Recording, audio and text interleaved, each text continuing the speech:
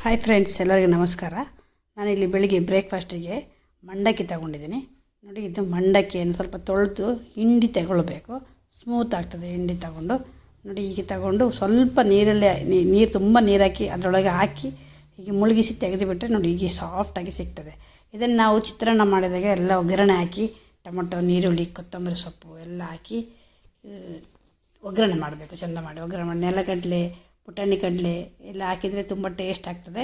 ಇನ್ನು ಚಿತ್ರಾನ್ನ ಟೈಪ್ ನಾನು ಮಾಡ್ಕೊಂಡಿದ್ದೀನಿ. ಇದೊಂದು ಸರಿ ಮಾಡಿ ನೋಡಿ. ನಾನು ಲಾಸ್ಟ್ ಟೈಮ್ ಒಂದಲ್ಲಿ ವೀಡಿಯೋದಲ್ಲಿ ತೋರಿಸಿದ್ದೀನಿ ಅಂದ್ಕೊಂಡಿದ್ದೀನಿ. ತುಂಬ ಟೇಸ್ಟ್ ಆಗ್ತದೆ.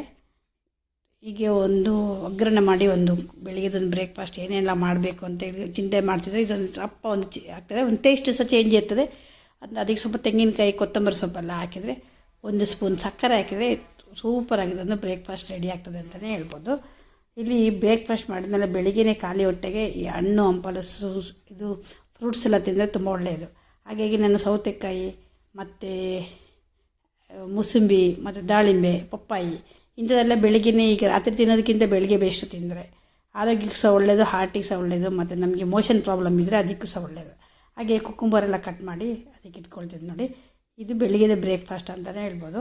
ನಾವು ಎಂತ ಸಹ ಇಲ್ಲದರೆ ನಾವು ಪಪ್ಪಾಯಿ ಅದು ಸಹ ತಿಂತೀವಿ. ಇದೆಲ್ಲ ತಿಂದರೆ ಏನಾಗುತ್ತೆ ಅಂದರೆ ಹೊಟ್ಟೆಯಲ್ಲಿ ನಮಗೆ ಸ್ಟಮಕ್ ಪ್ರಾಬ್ಲಮ್ ಸಹ ಇರ್ತದೆ. ಅದಕ್ಕೂ ಸಹ ಒಳ್ಳೆಯದಾಗ್ತದೆ. ನಮಗೆ ಈ ಸಂಪು ಸಹ ಆಗ್ತದೆ. ಹಾಗಾಗಿ ಇದನ್ನು ಮಾಡಿ ಇದೆಲ್ಲ ಒಟ್ಟು ತಿಂದು ನಾವು ನೀಲವರ ಗೋಶಾಲೆಗೆ ಹೋಗಿ ನೋಡುವ ಅಂತ ಹೊರಟದು. ನೋಡಿ, ಗೋಶಾಲೆ ಅಂತ ಹೇಳಿದ್ರೆ ತುಂಬ ಯಾವ್ಯಾವ ನಮ್ಮನೆ ಗೋಶಾಲೆಯಲ್ಲಿ ನಮಗೆ ಗೋವು ನೋಡಬೇಕು ಅಂದರೆ ಅಷ್ಟುಂಟು. ನೋಡಲಿಕ್ಕೆ ಒಂದು ಖುಷಿ ಆಗ್ತದೆ, ಅಷ್ಟು ಚೆಂದಾಗಿದೆ ಗೋಶಾಲೆ.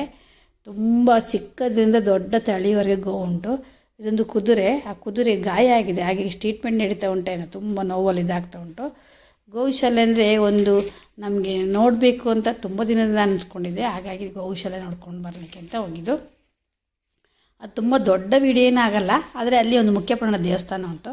ಅದು ಸಹ ಒಂದು ತುಂಬ ವಿಶೇಷವಾಗಿ ಸುತ್ತ ಕೆರೆ ಮಿಡ್ಲಲ್ಲಿ ಒಂದು ದೇವಸ್ಥಾನ. ತುಂಬ ಮಂಗಗಳು ಹಾಗೆಲ್ಲ ಇದೆಲ್ಲ ಉಂಟು. ತುಂಬ ಮೀನು, ಇದಕ್ಕೆಲ್ಲ ಮಂಡಕ್ಕೆಲ್ಲ ತಗೊಂಡೋಗಿ ಹಾಕೋದೆಲ್ಲ ಒಂದು ತುಂಬ ಅಭ್ಯಾಸ ಉಂಟು ಜನಗಳಿಗೆಲ್ಲ. ಅದು ತುಂಬ ಒಳ್ಳೆಯದು ಅಂತ ಹೇಳ್ತಾರೆ. ಹಾಗಾಗಿ ತುಂಬ ಜನ ಬಂದು ಮಂಡಕ್ಕಿಯೆಲ್ಲ ಹಾಕ್ತಾರೆ ಇಲ್ಲಿ. ಹಾಗೆ ಅದನ್ನು ಸಹ ವಿಡಿಯೋ ಮಾಡಿದ್ದೀನಿ. ಸ್ವಲ್ಪ ಜನ ಬಂದು ಮಂಡಕ್ಕಿ ಹಾಕ್ತಾಯಿದ್ರು. ಹಾಗಾಗಿ ಅದು ಸಹ ತೋರಿಸಿದ್ದೀನಿ ನಾನು ನಿಮಗೆ.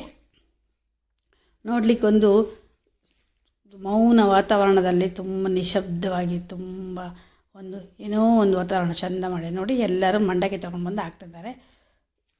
ಇದೊಂದು ಚಿಕ್ಕ ವಿಡಿಯೋ ಗೋಶಾಲೆದು, ಹಾಗಾಗಿ ನಿಮಗೆ ತೋರಿಸುವ ಅಂತಲೇ ಇದೊಂದು ಸ್ವಲ್ಪ ವಿಡಿಯೋ ಮಾಡಿದ್ದೀನಿ.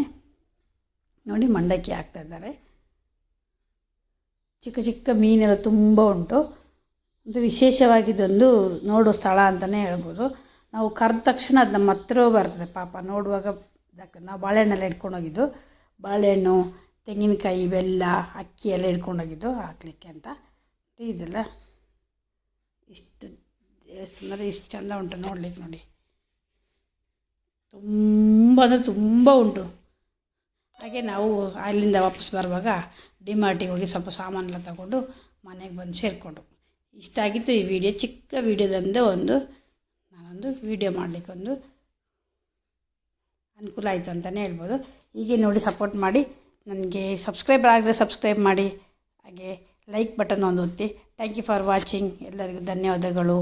ಇನ್ನೊಂದು ವಿಡಿಯೋದೊಂದಿಗೆ ಮತ್ತೆ ಬರ್ತೀನಿ. ನಮಸ್ಕಾರಗಳು.